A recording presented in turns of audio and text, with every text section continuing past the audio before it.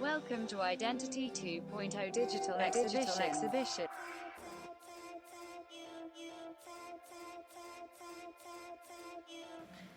Hi, I'm Savena. I'm the co-founder of Identity 2.0. We are a creative studio working at the intersection of digital rights, identity and technology. I have an amazing co-founder called Ada Owais. We were both in our own careers and discovering the way that data was being treated online, like our personal information, and neither one of us felt comfortable with it. People were talking about it as if it's a given that we're going to have all this information on people in the future, and of course it's going to happen. And that for me was really frustrating, that there wasn't enough accessible information out there about this. And then I realized, well, overall there's not enough accessible information about data privacy, about machine learning, about all this weird stuff happening in the tech world. We've created 3 exhibitions, zines, run workshops. Essentially, we're asking the question what it means to exist online. So after graduating of doing English literature, I went into the edtech space for around 5 years, working at a startup and then a small charity. It was during that time that I started Identity 2.0, and now I work as a social producer for a small agency called Unfold Stories. So growing up, my parents worked a number of different jobs. My mum always changed her job depending on how old me and my brother were. So she was a dinner lady. She ran like an after school club for kids. And my dad has worked at a cardboard printing factory in that industry for as long as I remember. Growing up in Leicester, there was predominantly South Asians that I grew up with, and a lot of them aspired to be doctors or dentists or lawyers, and I just knew in my heart of hearts I didn't have it in me to do that. Nearly got persuaded to do law by some well-intended family members. Even went to an open day and sat in the law introductory lecture that they had, lasted 5 minutes, walked out. Couldn't do that to myself for 3 years. So yeah, I always had an interest in science and STEM and what's happening there, but I didn't have a set idea of what I could do, probably because I didn't really know the industry as well. I didn't know a producer was a role. I didn't know like an art director was a role. That wasn't anything I was exposed to, so I kind of went in with the hopes that what I enjoyed doing would lead me to a career, and hopefully a stable one. So yeah, after graduating uni, I realized I needed to find a job.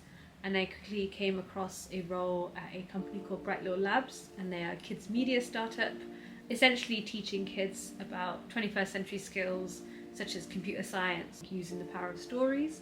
I wore around 10 different hats, but it was a great experience and I learned so much. I should probably say Identity 2.0 isn't just me. I have an amazing co-founder called Ada Owais, and we started Identity 2.0 in 2018.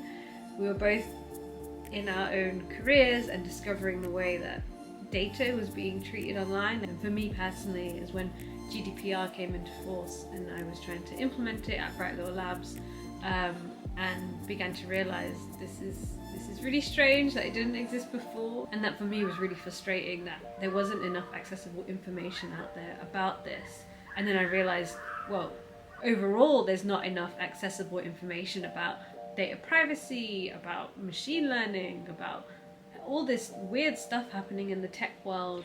Me and Ada were talking about a lot of this over dinners and realized that, you know, rather than sitting there complaining about it, could we actually do something about it? And doing something about it for us looked like an art exhibition. So that was how we got our first kind of foot in the door and our first idea out there. I mean, I didn't know many people to begin with in the creative industry, especially at that time. Like, my network was nothing.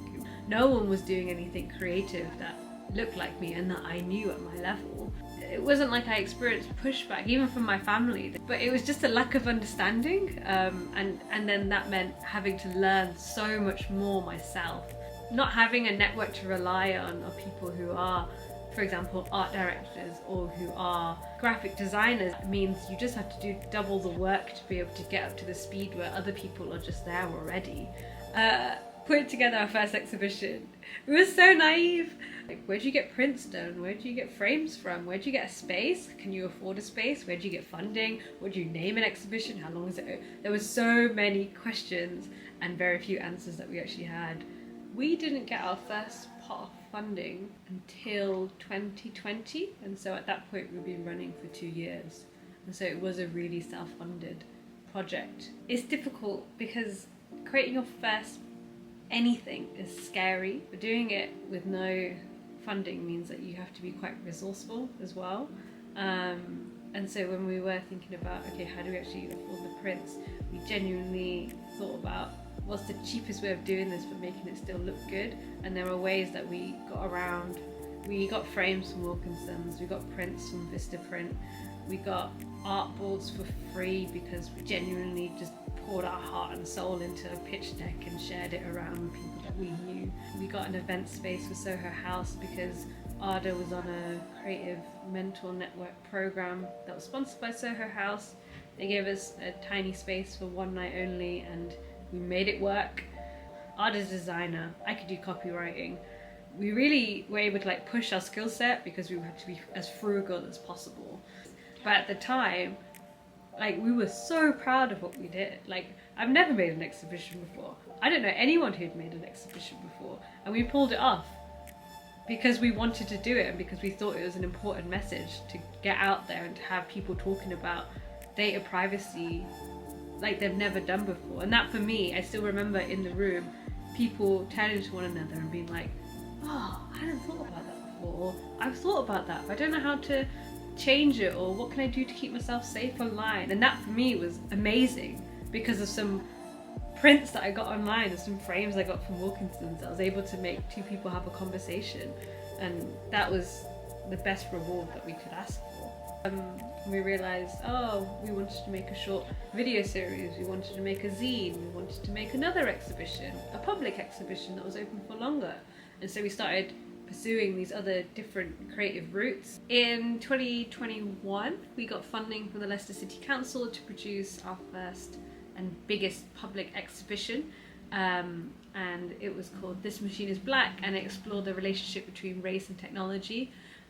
It took us around a year to put together, involved the work of around 13 creatives, all people of colour from around the UK. I think we had some international creatives as well. I was exploring this relationship between race and technology.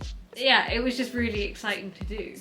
Everyone has felt nervous about launching something for the first time, but my most valuable piece of advice I probably ever got is, if you release something when it's perfect, then it's too late, because you are going to continually pouring yourself into something that you want to be the epitome of this great idea you've got, but by that time you're never going to get it to the perfect place. So just release it and just figure it out from there. It's going to be fine. Like, nothing bad is going to happen because you do it. You'll just work on it and you'll grow from it and you'll change it, and that's completely okay and part of it. So don't wait for perfection, because it's not going to happen.